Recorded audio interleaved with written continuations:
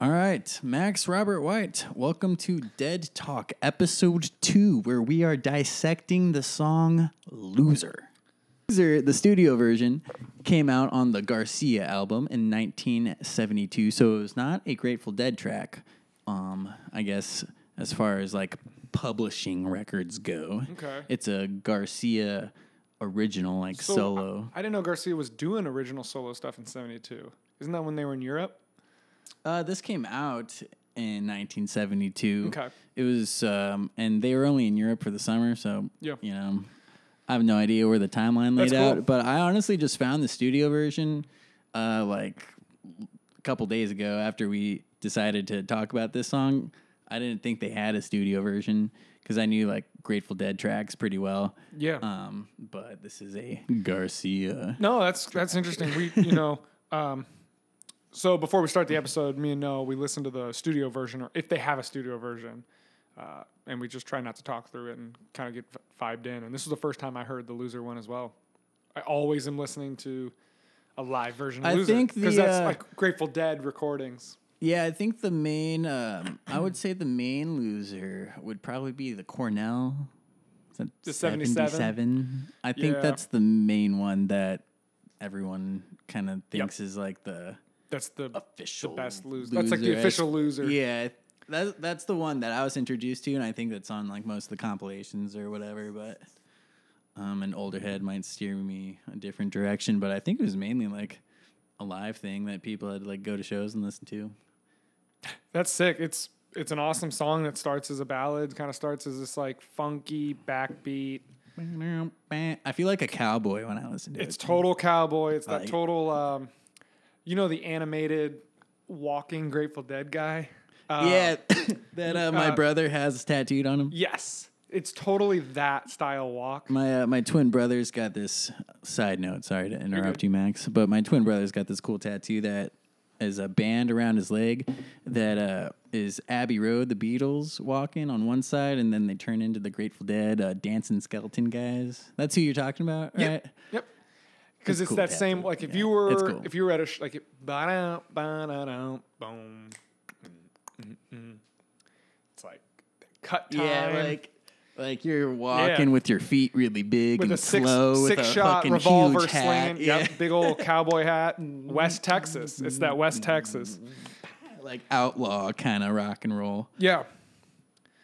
Which is funny because it's what's Abilene, up. Texas, which we'll get there in the lyrics. Abilene. So just from like a surface level in the lyrics, I mean, we're looking at someone that's addicted to gambling, right?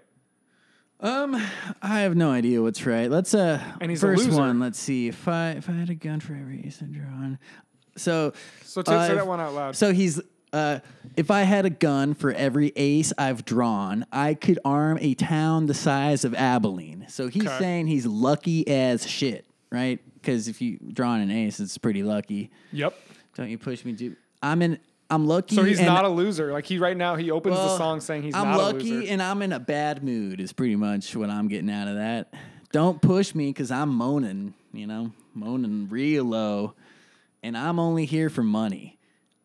I'm really lucky. I'm in a bad mood and I'm here for money. What's up? Yeah, and someone that's talking, someone that's talking like that in the verse one, Yeah, what's they're going obviously on? a loser. Like if anyone has to tell you straight up. that they are a good gambler, You like, know this guy. like for he's sure. the guy that's like, dude, I only win at the casino. I go in there with $100 and I always leave with more money. And it's like, dude, Fucking shut the loser. fuck Yeah. up.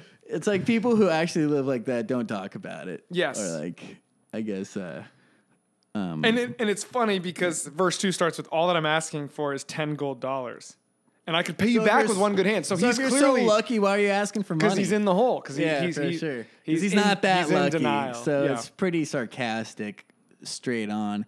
Look around about the wide world over, and you'll never find another honest man. So I'm super lucky. Give me money. I promise I'm honest. So verse 2, let's just run through that one more time.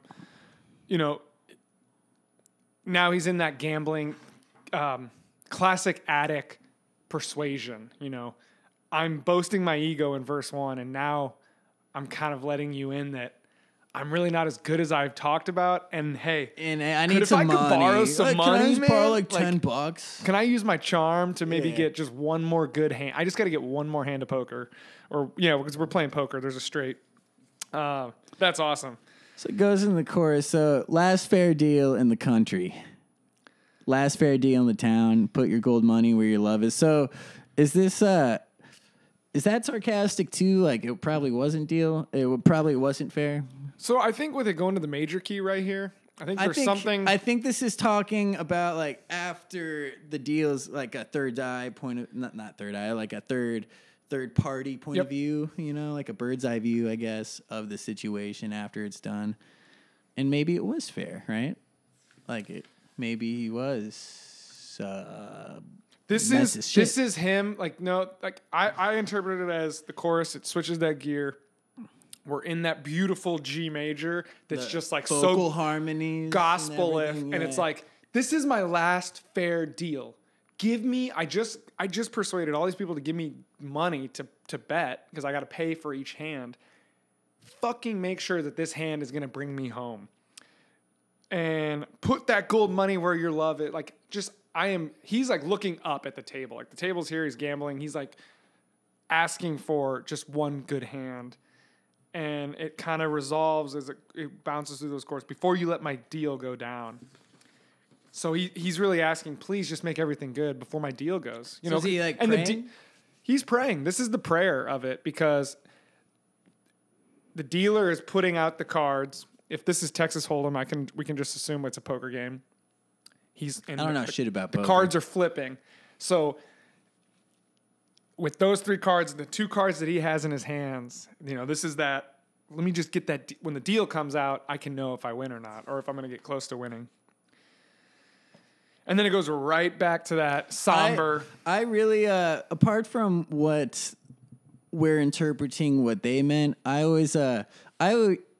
usually take like maybe one line at a time to relate to, or like if I'm like, because when I listen, I'm usually like doing something like cooking or driving or something, so I'm not really thinking about the whole thesis of the song every time. Yeah. So, that line in the chorus has always stuck out to me, and always for different ways, like put your gold money where your love is, like being who I am and being like in business and stuff, kind of.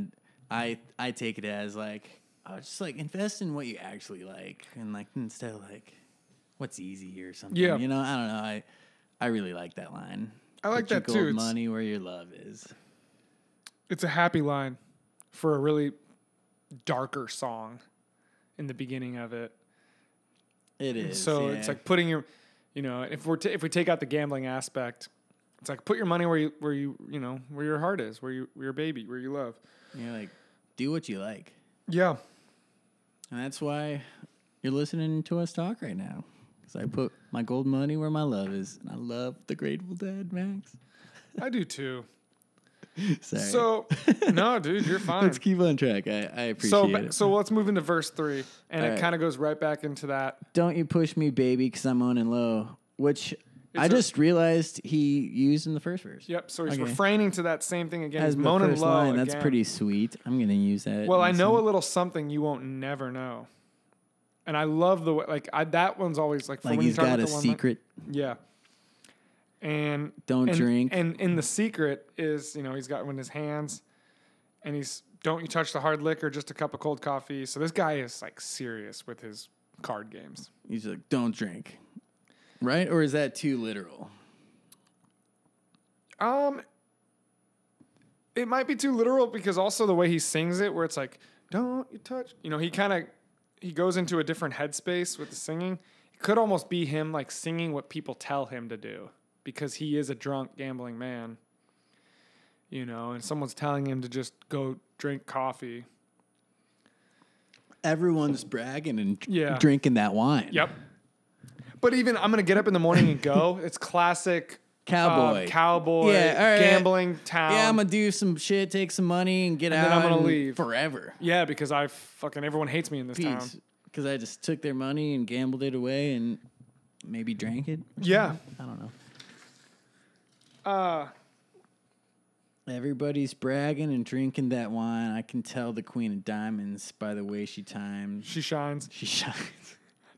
Come to daddy on the inside straight. Yeah, well, so let's pause there no for a second. Let's pause there. Sorry. So I can tell the Queen of Diamonds by the way she shines. So, you know, he's like, it's suggestive and it's sexy. It's like the Queen. Come to daddy on the inside straight. So the straight, so the straight being the cards that come out. Or I'm sorry, a straight being 5 cards straight in a row. So if you he's talking about the Queen of Diamonds, like the straight is like you know, if you have a straight, you have a 10 Jack Queen King Ace or 9 10 Jack. So you have 5 cards in a row in poker. And he's talking about the Queen, and he's got the Ace in his hand. He's got all that. So it's just like another one of those. He's once again. He's rubbing his hands, wanting more. Come to daddy, the Queen of Diamonds. And then it repeats and it fades out of the denial. Well, I got no chance of losing this time, which is just funny, classic. Oh, there's no chance I'm going to lose. There's no chance. Do you think he does? Hell no. He goes on to another town. So it's a success story. It's a classic Garcia Hunter sad story. So one specific loser that took place for me was July 7, 89. And it's a later one. July 7, 89. Yeah. I'm gonna look that up right Pull now. that link up. It's later. Is it on Spotify? Is that how you listen to your dad? I was watching the YouTube video. Okay.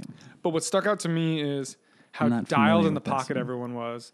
Bobby was playing like these chords that just really complimented Jerry's almost finger picking style.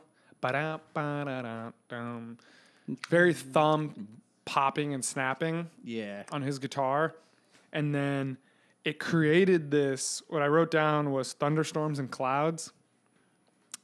And Brent Midland, the keyboard player, comes out of nowhere and is like stabbing, really quick staccato little grabs, and it's like the lightning. And if you get a chance, it's an interesting one. But Jerry Garcia is like smiling at Brent. To other ones. So the studio version we listened to is much more upbeat. Well, apart from like the Cornell 77 that most people I feel like that's like base model loser. Right. Well, 77, there was probably a lot of energy in that Cornell one, if I can remember. And the 89 one is you got that sweating older Jerry, man. Yeah, so my favorite version is at the Knickerbocker Stadium on March 1990. So we like the same. We like the same era. Yeah, same era, Jerry. That's on the So Glad You Made It compilation. That's the skeleton with the Indian headdress. Yep. You know. That one has so many roads on it. Also, that one we talk about 91. Yeah, and I think a Pretty Baller, West LA Fade Away. That one's pretty sweet. Yes. So this is a pretty simple one, man. I don't have much more on this. I could wrap up. Do you want to play it? You want to play it? Yeah, I'm super down to play it. I would love to rip this vocal melody solo on electric guitar if you have an acoustic guitar. I do. Could I also try it on acoustic guitar? The solo? Yeah. Sure. Okay. Can we each take one? Yeah, that's okay. It. All right. We'll figure out between which verses to do that. But all right, tight. Well, thank you for listening to Dead Talk, and we will see you guys next week. We'll see you guys next week for what song you want to talk about next week. There was one that I was thinking about on the drive here. Could we do? You want to do an older one? Whatever, or we kind of already that older one. We can do literally anything. Okay. I love them all except Tons of Steel. I don't like that one. You hate that song. How about, since we're kind of in this style, I'd be down for either Black Peter. Okay, I was thinking Black Peter for episode 2 for this one. So yeah, I'm down for that one. All right, Black Peter. Say no more. I don't want to hear the other one. Let's do Black Peter. All right, tight. Improv style, man. First recommendation. Exactly. Well, Max, thank you so much, and let's play some Loser.